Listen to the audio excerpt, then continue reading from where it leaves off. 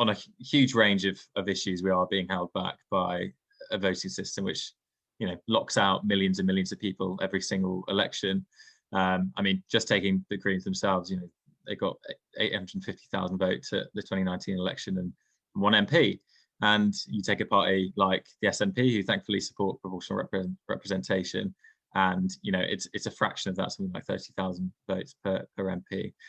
And I think it's not just about the sort of the numbers, although I think that does help bring it home. I think really it's about the kind of debate that we create and the kind of politics we have by having this voting system, which is so warped and outdated.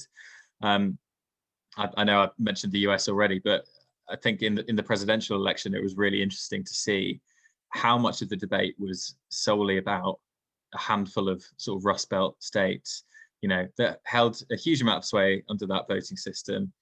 And I think that led to Biden and parts of the left being really quite hesitant to be bold and radical, particularly on issues around fracking. These were fracking states which held basically all the cards when it came to electing the president. And I do think we see a similar thing in the UK.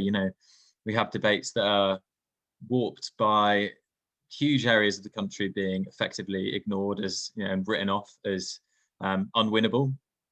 And you have now increasingly the conversations about red wall areas.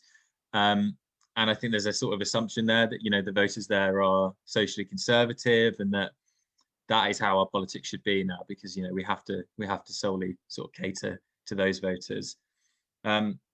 So I think that's hugely damaging. And I think, in order to get climate justice really on the agenda, we do have to talk about political reform and really push for that.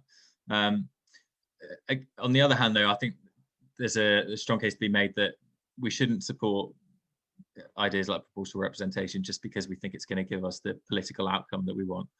I think there is something which is just right about the principle of fair votes, which is that everyone's voice should count equally, no matter what the sort of politics, no matter the sort of policies that you think you're going to get out of that. It's just the right thing to do. So I think that's another point that needs to be made.